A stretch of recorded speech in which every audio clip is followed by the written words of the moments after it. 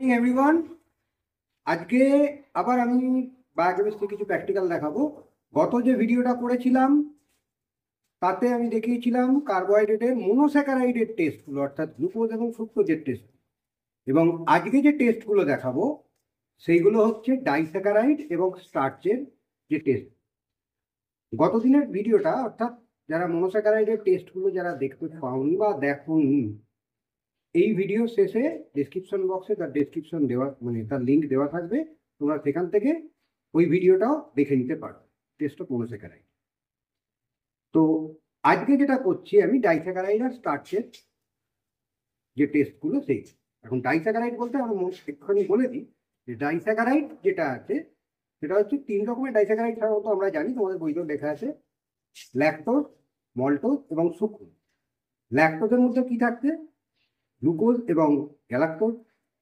মল্টোজের মধ্যে গ্লুকোজ এবং গ্লুকোজ, এবং সুক্রোজের মধ্যে থাকছে গ্লুকোজ আর ফ্রুক্টোজ। ল্যাকটোজ আর মল্টোজে যে গ্লাইকোসাইডিক লিঙ্কেজ দিয়ে দুটো মলিকিউল যুক্ত হচ্ছে সেটা হচ্ছে আলফা 1,4 গ্লাইকোসাইডিক লিঙ্কেজ। কিন্তু সুক্রোজের ক্ষেত্রে গ্লুকোজ এবং ফ্রুক্টোজ এই মলিকিউল দুটো জুড়ছে কিন্তু আলফা 1,2 বা আলফা 1 বিটা 2 এই লিঙ্কেজ দিয়ে। এসব দেখাচ্ছে এখানে সুক্রোজের স্ট্রাকচারটা তোমরা একটু ভালো করে খেয়াল করে দেখো। সুক্রোজের স্ট্রাকচারটাতে দেখো তোমরা যে গ্লুকোজের সঙ্গে ফ্রুক্টোজ গ্লাইকোসাইডিক লিঙ্কেজ দিয়ে যুক্ত হয়েছে, কিন্তু এখানটা গ্লুকোজের স্ট্রাকচারটা ভালো করে খেয়াল করে দেখো। গ্লুকোজটা কিন্তু এখানে আলফা ডি গ্লুকোপাইরানোজ, অর্থাৎ এইটা পাইরানো স্ট্রাকচার, যেখানে গ্লুকোজের 1 নম্বর কার্বনটা 5 নম্বর কার্বনের সঙ্গে অ্যাটমিক ওরিয়েন্টেশনের জন্য সেইভাবে লিঙ্ক আপ করার জন্য ও পাইরানো স্ট্রাকচার ফর্ম করেছে। হোয়ারাস ফ্রুক্টোজটা দেখো, আগের দিনই আমি এই জিনিসটা তোমাদের দেখাচ্ছিলাম।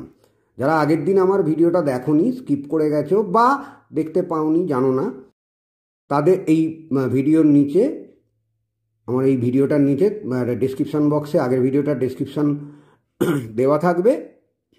ডেসক্রিপশন বক্স থেকে তোমরা লিঙ্কটাকে দেখে আগের ভিডিওটা দেখে নিতে পারো। তো এই ক্ষেত্রে দেখো, এই ফ্রুক্টোজের স্ট্রাকচারটা কিন্তু পাইরানোজ নয়, এটা হচ্ছে ফিউরানোজ। কেন না, এখানে ফ্রুক্টোজের 2 নম্বর কার্বন সে 5 নম্বর কার্বনের সঙ্গে লিঙ্ক আপ করেছে, করে ফিউরানো স্ট্রাকচার করেছে। ফ্রুক্টোজের 2 নম্বর কার্বন যদি 6 নম্বর কার্বনের সঙ্গে লিঙ্ক আপ করতো তাহলে পাইরানো স্ট্রাকচার হতো। কিন্তু যেহেতু এইখানে 2 নম্বর কার্বনটা 5 নম্বর কার্বনের সঙ্গে লিঙ্ক আপ করেছে, সেহেতু এটা ফ্রুক্টোজের ক্ষেত্রে ফিউরানো স্ট্রাকচার হয়েছে। হোয়ারাস গ্লুকোজের ক্ষেত্রে কী হবে? 1-এর সঙ্গে 5 হলে পাইরানো স্ট্রাকচার, আর 1-এর সঙ্গে যদি 4 লিঙ্ক আপ হয় তাহলে ফিউরানো স্ট্রাকচার হবে। তো এইখানে যে গ্লাইকোসাইডিক লিঙ্কেজটা ফর্ম করেছে সেটা দেখো আমি এখানে লিখেছি। কেউ বলে আলফা 1,2 গ্লাইকোসাইডিক লিঙ্কেজ, অথবা কেউ বলে আলফা 1 বিটা 2 গ্লাইকোসাইডিক লিঙ্কেজ। তবে এটা বলাই বেটার, কেননা এখানে আলফা 1 অর্থাৎ গ্লুকোজের 1 নম্বর কার্বনের সঙ্গে আলফা গ্লুকোজের 1 নম্বর কার্বন, তার সঙ্গে বিটা ফ্রুক্টোজের 2 নম্বর কার্বন গ্লাইকোসাইডিক লিঙ্কেজ দিয়ে জোড়া। সুক্রোজ অ্যাজ ইট ইজ, মানে সুক্রোজ যখন সুক্রোজ হিসেবে আছে তখন সে কিন্তু নন রিডিউসিং সুগার। হোয়ারাস আগের ভিডিওটাতেই আমি বলেছি যে গ্লুকোজ এবং ফ্রুক্টোজ দুটোই কিন্তু রিডিউসিং সুগার, কেননা এখানে ফাংশনাল গ্রুপ হিসেবে আছে তোমার অ্যালডিহাইড, আর এখানে ফাংশনাল গ্রুপ হিসেবে আছে কিটোন, যে দুটোই তোমার রিডিউসিং এজেন্ট হিসেবে কাজ করবে। অর্থাৎ নিজে জারিত হবে, অন্যকে বিজারিত করে দেবে। তো সেই ক্ষেত্রে যেটা হয়, যতক্ষণ না এই বন্ডটাকে আমি ব্রেক করছি ততক্ষণ পর্যন্ত কিন্তু সুক্রোজ কোনো বেনেডিক্ট টেস্ট বা ফিলিং টেস্ট দেবে না। তার কারণটা হচ্ছে, যেহেতু অ্যালডিহাইড বা কিটোন গ্রুপ কোনোটাই ফ্রি অবস্থায় নেই। যেই মুহূর্তে আমি এটাকে ব্রেকআপ করব তখন জলীয় দ্রবণে গ্লুকোজ ফ্রি এবং ফ্রুক্টোজ ফ্রি হয়ে যাবার পরে গ্লুকোজের অ্যালডিহাইড গ্রুপটা ফ্রি হয়ে যাবে আর ফ্রুক্টোজের কিটোন গ্রুপটা ফ্রি হয়ে যাবে। তখন কিন্তু এরা বেনেডিক্ট বা ফেলিং যে টেস্টই করবে সেই টেস্টটা এরা পারফর্ম করতে পারবে। বোঝা গেল?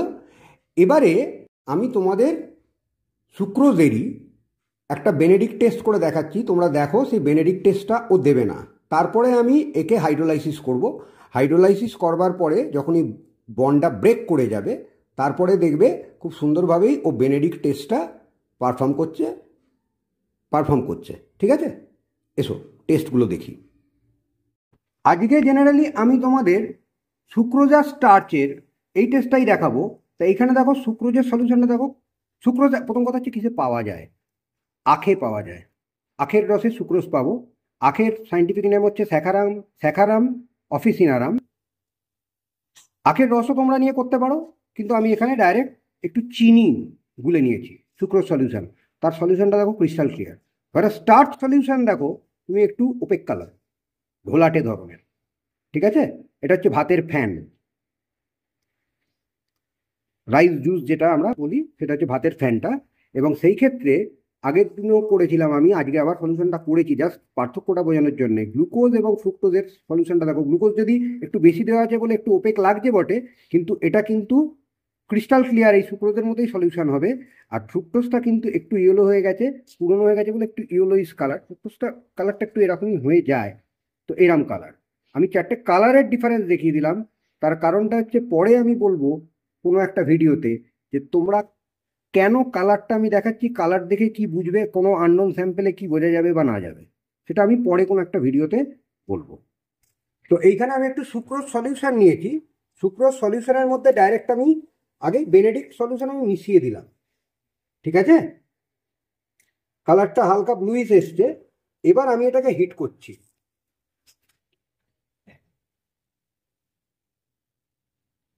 একে হিট করলেও ওই ইয়েলো হবে না, ওই নীলই থাকবে। হচ্ছে কি, ও নীলই থাকবে। কেননা যেহেতু সুক্রোজের মধ্যে ওই গ্লাইকোসাইডিক লিঙ্কেজ দিয়ে গ্লুকোজ এবং ইয়ে ধরে থাকতে, গ্লুকোজ এবং ফ্রুক্টোজ যুক্ত হয়ে আছে, সেহেতু ও হবে না। তো সেই ক্ষেত্রে আমাকে কি করতে হবে, আগে সুক্রোজটাকে হাইড্রোলাইসিস করে নিতে হবে। তাই জন্যে আমি আগে প্রথমে হাইড্রোলাইজ করে নিচ্ছি। আবার একটু সুক্রোজ সলিউশন, যেহেতু বেনেডিক্ট টেস্টটা ডাইরেক্ট দিল না, তাহলে সুক্রোজ সলিউশনকে আমাকে হাইড্রোলাইজ করে নিতে হবে। অর্থাৎ ওটাকে হাইড্রোলাইসিস করলে গ্লুকোজ এবং ফ্রুক্টোজে সুক্রোজটা ভেঙে যাবে। তো আমি প্রথমে একটু সুক্রোজ সলিউশন নিলাম।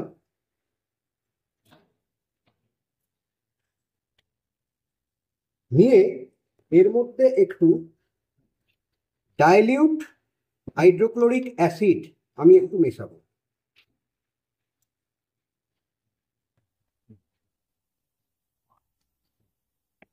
ডাইলিউট হাইড্রোক্লোরিক অ্যাসিড মিশিয়ে এবার আমি এটাকে একটুখানি হিট করব। বেশি না, আরাম জাস্ট একটু ফুটলেই আমি ওটাকে সরিয়ে নেব।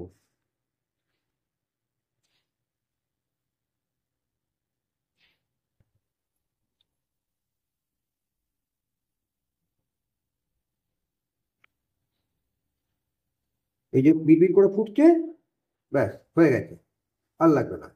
এবার এই যে গরম আছে তো এইটা, এটাকে একটুখানি আমাকে কুল করতে হবে। টেস্ট টিউবটাকে এরকম কাজ করে ধরে তার গা বেয়ে আমাকে এইরকম জল ফেলতে হবে। হাত দিলেই বুঝতে পারবে যে ঠান্ডা হয়েছে কিনা। ঠান্ডা হয়ে গেছে। এবারে এর মধ্যে একটু সোডিয়াম কার্বনেট অ্যানাইড্রাস কেলাস আমি একটু দেবো ওপরে।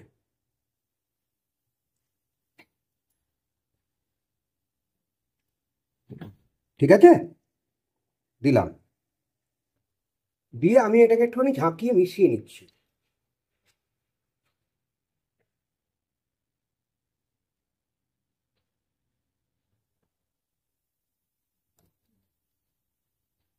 হলো, ক্লাসটা সোডিয়াম কার্বনেটের যে ক্লাসগুলো ছিল বা ক্রিস্টালগুলো সেগুলো গুলে গেছে। এবার এর মধ্যে আমি দেবো একটুখানি বেনেডিক্ট সলিউশন।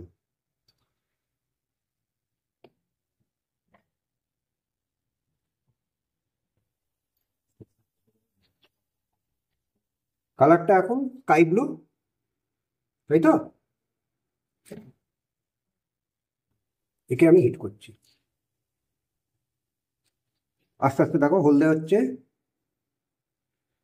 অর্থাৎ এনএডায়াল ফর্ম করেছিল। সুক্রোজ ভেঙে গেছে হাইড্রোলাইজ করার পরে এইচসিএল দিয়ে হাইড্রোলাইসিস করার পরে সুক্রোজ ভেঙে গিয়ে গ্লুকোজ আর ফ্রুক্টোজ ফর্ম করেছে। তারপরে দুটোই হচ্ছে রিডিউসিং এজেন্ট, সেটা সুগার অ্যাসিড ফর্ম করলো। আর বেনেডিক্টে যে কপারটা ছিল কিউপ্রিক ফর্মে, সেটা তখন কি করলো, কিউপ্রাস হাইড্রক্সাইড ফর্ম করছে ইয়েলো। তারপরে আরেকটু যদি আমি হিট করি তাহলে আরেকটু ব্রিক রেড কালারটা আসবে। খুব যে একদম ডিপ ব্রিক রেড আসে তা নয়, কমলা কালার, হালকা ইয়েলোইশ অরেঞ্জ একটা কালার আসবে। ঠিক আছে, তাহলে এটাতে বোঝা যাচ্ছে যে ওটা হাইড্রোলাইজ হয়ে তাহলে কিউপ্রাস অক্সাইড ফর্ম করেছে। এবারে আমি আবার একটু সেলিওয়ানফ টেস্ট করব। সেলিওয়ানফ টেস্টটা কেন করছি বলছি, তার কারণটা হচ্ছে তোমরা দেখলে যে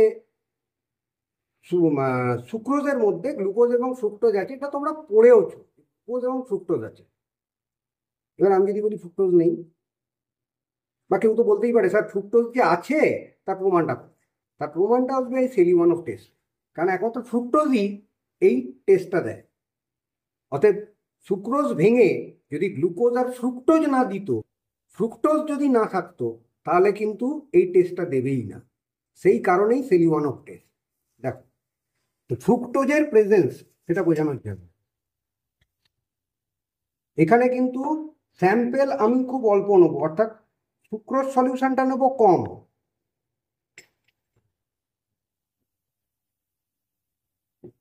সেলিওয়ানফ সলিউশনটা নেবো একটু বেশি। অর্থাৎ ওটা যদি আমি নিই 2 ml, এটা 3 ml কি 4 ml নেবো। কালারটা দেখো হালকা ইয়েলোইশ, তাই তো? এবারে আমি এটাকে হিট করবো।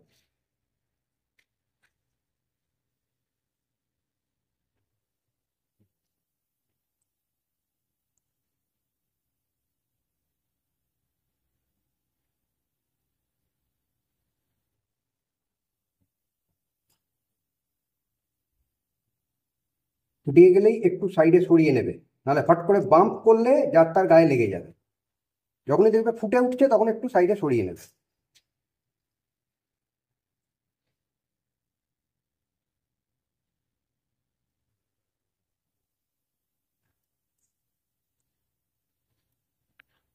এবার এটাকে কুল করতেও পারো বা কুল না করলেও হবে। যেরকম করে কুল করা দেখালাম, একদম এর গায়ে, টেস্ট টিউবের গায়ে এখান দিয়ে জল গড়িয়ে ফেললে এটা আস্তে আস্তে কুল হয়ে যাবে। না করলেও দেখো একদম চেরি রেড কালার চলে এসছে, অর্থাৎ চেরি ফলের যে লাল রঙের কালারটা, সেই কালারটা চলে এসছে। হচ্ছে যে ফ্রুক্টোজ প্রেজেন্ট। এখন রিয়াকশনটা কি হলো বা কেনই বা এরম হলো, সেলিওয়ানফ যে রিয়েজেন্টটা আছে সেখানে যেই টেস্টটা দিল তার কারণটা কি না, সেলিওয়ানফের মধ্যে HCl এ রিসরসিনল, মানে ওটা রিসরসিনলটা সলিউট হিসেবে থাকে, HCl এখানে হচ্ছে সলভেন্ট, দ্রাবক হিসেবে থাকে। তো রিসরসিনল থাকছে HCl এ। সুক্রোজ বা সুক্রোজটা ভেঙে যাচ্ছে কিসে না, ফ্রুক্টোজের মধ্যে। প্রথমে HCl এর সাথে রিয়াক্ট করে সুক্রোজটা ভেঙে গেল গ্লুকোজ আর ফ্রুক্টোজে, নিয়ে তারপর একটা ফারফিউরাল অ্যালডিহাইডের একটা ডেরিভেটিভ ফর্ম করে। আবার বলছি, ফারফিউরাল অ্যালডিহাইডের একটা ডেরিভেটিভ ফর্ম করে, যা কিটোজ অ্যালডোজ থেকে তাড়াতাড়ি, মানে ডেরিভেটিভ ফর্ম করে, কিন্তু এখানে কিটোজটা, অর্থাৎ যেটা কিটোজ বলতে এখানে ফ্রুক্টোজ, সে কিন্তু অ্যালডোজের থেকে তাড়াতাড়ি ডিহাইড্রেটেড হয়ে যাবে।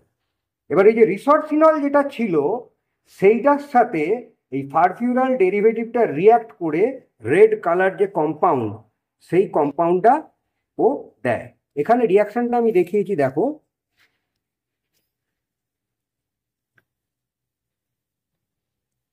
এটা ফ্রুক্টোজ আছে, কারণ গ্লুকোজ ভেঙে, আমি প্রথমেই বললাম যে গ্লুকোজ থেকে ওটা ফ্রুক্টোজে ফর্ম করা যাচ্ছে ভেঙে গিয়ে। তো ফ্রুক্টোজের সঙ্গে এটা HCl দিলে কি হবে, 3টে ওয়াটার মলিকিউল ডিহাইড্রেটেড হচ্ছে, করে যেটা করছে সেটা একটা ফারফিউরাল ডেরিভেটিভ। ঠিক আছে, ফারফিউরাল ডেরিভেটিভ যখনই করলো তখন এটা কি, তার নামটা কি আছে, 5 হাইড্রক্সি মিথাইল ফারফিউরাল। এবার তার সঙ্গে কি করছে, এই যে কন্ডেনসেশন রিয়াকশন হচ্ছে, এইখানে রিসর্সিনল যেটা আছে, রিসর্সিনল অল বেঞ্জিন রিংয়ের সঙ্গে OH গ্রুপ আছে, সেইটা রিয়াক্ট করে এইখানে চেরি রেড কালার কম্পাউন্ড একটা তৈরি করছে, যার নাম হচ্ছে জ্যান্থানয়েড। এই স্ট্রাকচারটাকে তৈরি করছে, যেটার কালার হচ্ছে রেড। এই জন্যে সেলিভানভ রিয়াকশনটাতে ওরকম লাল রঙের কালার এলো।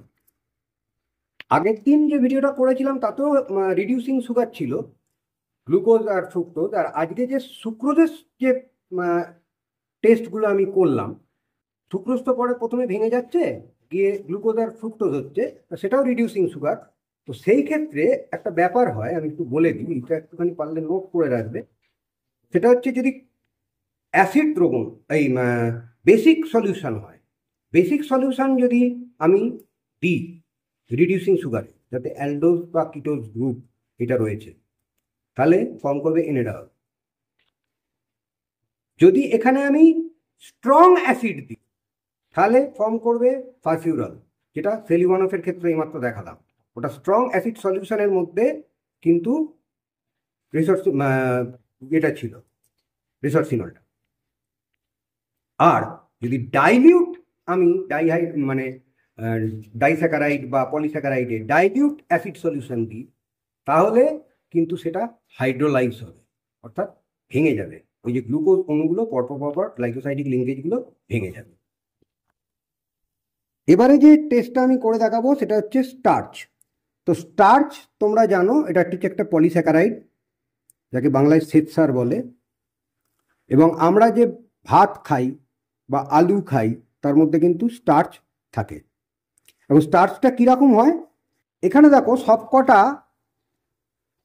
আলফা গ্লুকোজ যে মলিকিউলগুলো আছে, সেইগুলো একটার সঙ্গে আর একটা আলফা 1,4 গ্লাইকোসাইডিক লিঙ্কেজ দিয়ে জুড়েছে। কেননা এটার 1 নম্বর মানে এই পাইরানো স্ট্রাকচারের গ্লুকোজের 1 নম্বর কার্বনের সাথে পরেরটা 4 নম্বর carbon attached, alpha 1,4 glycosidic linkage দিয়ে স্ট্রেট চেনটা যাচ্ছে, ঠিক আছে। কিন্তু স্টার্চের ব্রাঞ্চিং হয়, স্টার্চ বলো, সেলুলোজ বলো, বা আমাদের গ্লাইকোজেন বলো, এগুলো পলিস্যাকারাইড, এগুলো ব্রাঞ্চিং হয়। স্টার্চের ক্ষেত্রে যখনই ব্রাঞ্চিং হবে, ধরো এটার সঙ্গে এখানে ব্রাঞ্চ হয়ে এখানে বেরিয়েছে, এইটার সঙ্গে এইটার কিন্তু ব্রাঞ্চটা হবে আলফা 1,6, অর্থাৎ এর 1 নম্বরের সঙ্গে এর 6 নম্বরের গ্লাইকোসাইডিক লিঙ্কেজ। অতএব যেখানেই ব্রাঞ্চিং হচ্ছে সেখানেই আলফা 1,6 গ্লাইকোসাইডিক লিঙ্কেজ, কিন্তু যখন স্ট্রেট চেন যাবে তখন 1,4 গ্লাইকোসাইডিক লিঙ্কেজ। এইখানটা তোমরা দেখলে ভালো করে বুঝতে পারবে। এই যে গোল গোলগুলো করেছি, এগুলো হচ্ছে গ্লুকোজ মলিকিউল। গ্লুকোজ মলিকুলের মধ্যে স্ট্রেট চেনে আসছে আলফা 1,4 লিঙ্কেজ, যেখানটা ব্রাঞ্চিং হলো সেখানটা আলফা 1,6, তারপরে আবার যাচ্ছে 1,4। এইভাবেই টোটাল স্টার্চটা আমার কম্পাউন্ডটা ফর্ম করে। স্টার্চে এটা কিন্তু নন রিডিউসিং, তার কারণ তোমরা যদি স্ট্রাকচারটাকে একটুখানি ভালো করে খেয়াল করো, ওই স্ট্রাকচারে দেখো কোনো ফ্রি অ্যালডিহাইড বা কিটোন গ্রুপ নেই। অ্যাকচুয়ালি স্টার্চ হলো অ্যামাইলোজ বা অ্যামাইলোপেকটিনের একটা মিক্সচার। অ্যামাইলোজ ও অ্যামাইলোপেকটিন তার একটা মিক্সচার, এটা হচ্ছে স্টার্চ। তাহলে দুটো গ্লুকোপাইরানোজের polymer generally amylose alpha 1,4 glycosidic লিঙ্কেজের পলিমার, আর অ্যামাইলোপেকটিন যদি হয় তাহলে আলফা 1,6 এর পলিমার। এবারে সলিউশন যেটা আছে সেটা একটুখানি ওপেক কালার, ঘোলাটে বর্ণ, আর তার সাথে আমি মেশাবো আয়োডাইড। তোমরা ভালো করে কালার চেঞ্জটা খেয়াল করবে। আমি স্টার্চ নিলাম একটু বেশি, সলিউশন নিয়েছি, তাতে আমি দেবো আয়োডিন। এতে জাস্ট 1 ফোঁটা আয়োডিন দিলেই কাজ হবে, তার বেশি আমার লাগবে না।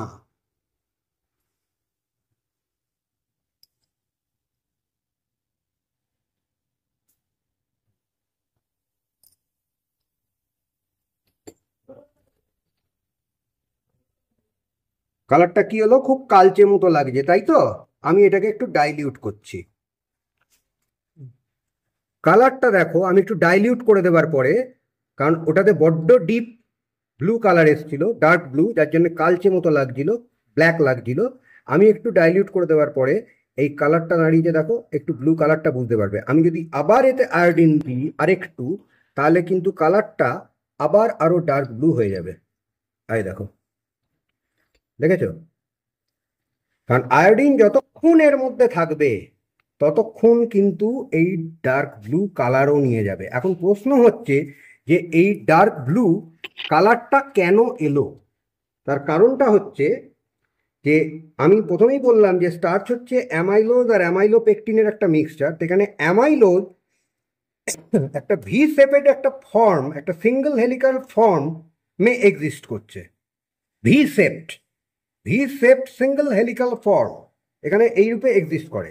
এই কমপ্লেক্স হেলিকাল স্ট্রাকচারের মধ্যে একটা ইন্টারনাল ক্যাভিটির মতো দেখা যায়, যাতে হাইড্রোফোবিক আয়োডিন মলিকিউলটা ঢুকে পড়ে।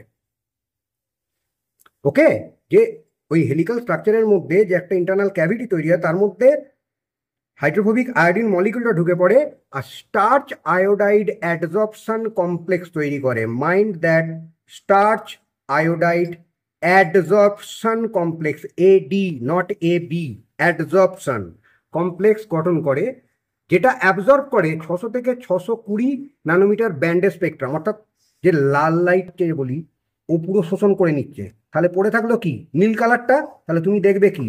নীল। এটা তো মানে সিম্পল ফিজিক্স, তাই না? তোমার একটা কালার যাচ্ছে, যে ব্যান্ড স্পেকট্রামটা আসছে সেই স্পেকট্রামের একটা পার্টিকুলার ন্যানোমিটারের লাইটকে যদি ও শোষণ করে নেয়, তাহলে সেটাকে তো তুমি দেখতে পাবে না, সেটাকে তো কালো দেখবে।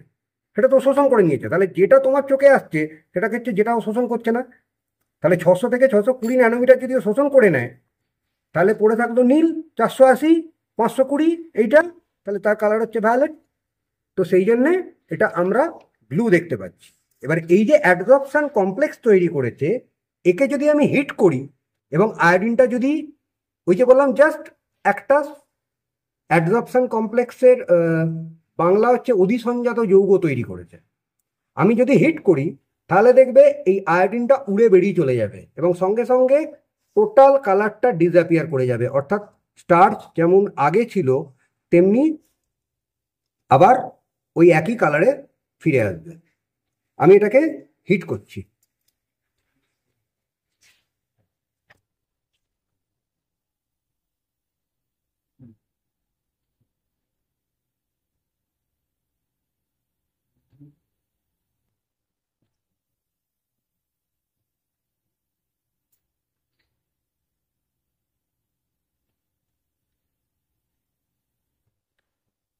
দেখো ব্লু কালার ডিসঅ্যাপিয়ার করে গেছে।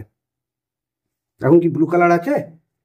তবু কিছু গুঁড়ি গুঁড়ি দেখতে পাবে, যেটা হচ্ছে, ভালো করে যদি ফোকাস করো, কিছু ব্লু কালারের গুঁড়ি গুঁড়ি দেখা যাচ্ছে খালি চোখে। সেটা হচ্ছে যে স্টার্চ মলিকিউলগুলো ছিল না, সেইটা এখনো আয়োডিনটাকে ধরে রেখেছে। আরও যদি বেশ খানিকক্ষণ আমি হিট করি তাহলে ওইগুলো মানে ফেড অফ হয়ে যাবে। এবারে যে টেস্টটা করছি সেটা হচ্ছে স্টার্চের হাইড্রোলাইসিস টেস্ট। হাইড্রোলাইসিস টেস্টটা কেন করব? তার কারণটা হচ্ছে, আমি যদি বেনেডিক্ট টেস্ট স্টার্চের ডাইরেক্ট করতে যাই, তো সুক্রোজেও তোমরা দেখলে যেহেতু ওটা ডাইস্যাকারাইড ছিল, ও বেনেডিক্ট টেস্ট ডাইরেক্ট দেবে না।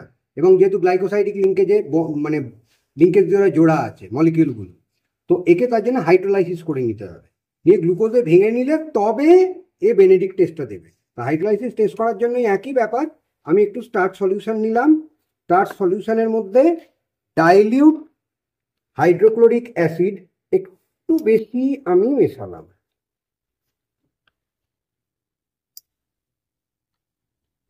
করে এইটাকে এবার আমি হিট করছি। একটা ঘোলাটে ভাব এখন রয়েছে, ঠিক আছে? এখন দেখো একটা ঘোলাটে একটু ভাব রয়েছে, কিন্তু হিট করার পরে দেখবে অনেকটা সলিউশনের ঘোলাটে ভাবটা কেটে যাবে, কারণ স্টার্চের সঙ্গে রিয়াকশন করছে তো। হিটটা একটু বেশিক্ষণ করতে হবে।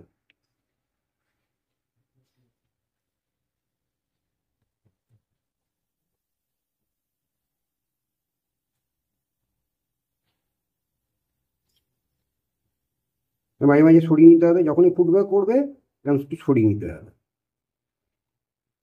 নাহলে ছিটকাবে।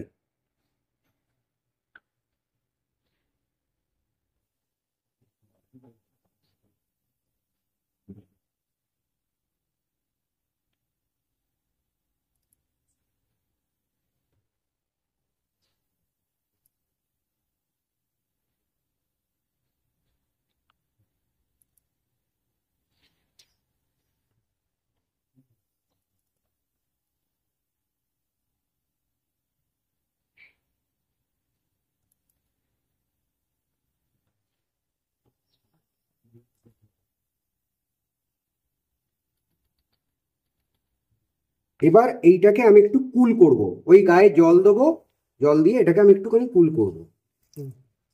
এই গায়ে জল দিয়ে এটাকে আমি একটু কুল করে নিচ্ছি। হাত দিলেই বুঝতে পারবে কুল হয়ে গেছে। নিয়ে এর মধ্যে একটু সোডিয়াম কার্বনেট আমি ফেলে দিলাম।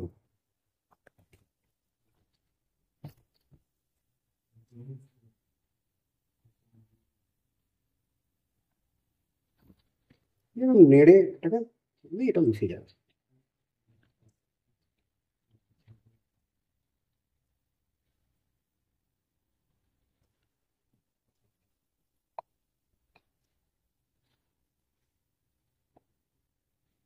ভুলে গেছে। এবার এর মধ্যে আমি দিচ্ছি বেনেডিক্ট সলিউশন।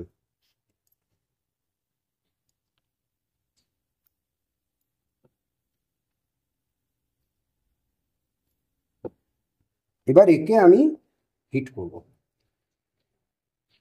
কালারটা হয়তো পুরোপুরি ব্রিক রেড নাও আসতে পারে, তবে অনেকটা আসবে। কালারটা চেঞ্জ করবে, এটুকুনি বুঝতে পারবে।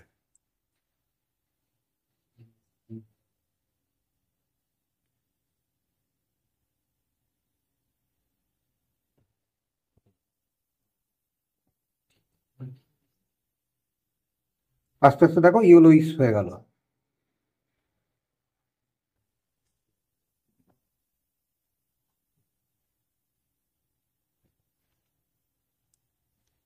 একটু বেশিক্ষণ রেখে দিতে হয়, তবে একটু লালচে কালার আসবে। হিটিংটাও বেশি করতে হয়, আর রেখে দিতে হবে। তো একটু বেশি হিট করতে হয় এটাকে, করলে দেখো ইয়েলো ছিল, এখন আস্তে আস্তে একটু লালচে কালার চলে আসছে। ঠিক আছে, পুরোপুরি ব্রিক রেড আগেরগুলোর মতো অতটা ভালো আসে না, তবে একটুখানি কমলাটে মানে ইয়েলোইশ অরেঞ্জ এরম টাইপের একটা কালার চলে আসছে। তো এইটাই হচ্ছে তোমার স্টার্চের হাইড্রোলাইসিস টেস্ট। ওকে, তাহলে আজকে তোমরা যেটা দেখলে যে ডাইস্যাকারাইড এবং পলিস্যাকারাইডের যে টেস্টগুলো, সেগুলো খুব পারফর্ম করে দেখালাম। তবে মনোস্যাকারাইডের টেস্টটাকে তোমরা আগে দেখবে, আমি অনুরোধ করব। তারপরে তোমরা ডাইস্যাকারাইডের টেস্টগুলো দেবে, কারণ মনোস্যাকারাইড না দেখলে ডাইস্যাকারাইডের টেস্ট স্পট করে বুঝতে পারা যাবে না, বা তার রিয়াকশনগুলো কী হলো ওইখান থেকে কন্টিনিউয়াসলি না দেখলে বোঝা যাবে না। তো মনোস্যাকারাইডের যে টেস্টগুলো, সেটা আমার আগের ভিডিওটাতে আছে, এবং তার লিঙ্ক এই ভিডিওর ডেসক্রিপশন বক্সে দেওয়া থাকবে, তোমরা দেখে নেবে। যদি মনে হয় খুব বড় হয়েছে ভিডিওটা, এটুকুনি বলে রাখি, প্র্যাকটিক্যালের সঙ্গে কিন্তু ভাইভাও থাকে। তো আমার যে ভিডিওটা করছি সমস্ত কিছু স্ট্রাকচার দেখিয়ে বা ওইরকমভাবে যেরকম দেখানো হচ্ছে, স্ট্রাকচারগুলো কী হচ্ছে, কী রিয়াকশন হচ্ছে, এটা কিন্তু তোমার ভাইভাটা ক্লিয়ার করতেও সুবিধা করবে। পরীক্ষার সময় সেকিংয়ে আসবে না, আশা করি। যে একটা প্র্যাকটিক্যাল হয়তো করে দেবো, ভাইভাতে স্যার কি জিজ্ঞেস করবে, পারবো না, সেই জিনিসটা হয়তো আসবে না। সেই নার্ভাসনেস থেকে অন্তত কাটিয়ে উঠতে সাহায্য করবে, এটা আমি আশা রাখতেই পারি। যদি ভালো লাগে তাহলে পারলে একটু শেয়ার সাবস্ক্রাইব করো, যাতে আমার অন্য কোনো বক্তব্য নেই সাবস্ক্রাইব নিয়ে বিষয়ে, যাতে অনেকেই তো দেখতে চায়। তো সাবস্ক্রাইব করলে এর রিচটা বাড়বে, আর অন্যান্য স্টুডেন্টরা তাদের যাতে দেখতে পায়, সেইটার জন্যই বলা। তো আজকে এই পর্যন্তই থাক। পরের দিন আমি যেটা করব সেটা হচ্ছে লিপিড, আর তার সঙ্গে যদি সময় থাকে প্রোটিনটাও করে দেবো। তো লিপিড আর প্রোটিন যে বায়োকেমিক্যাল টেস্ট দুটো বাকি রইলো, সেগুলো পরের দিন হবে। আজকে এই পর্যন্ত থাক। Good night.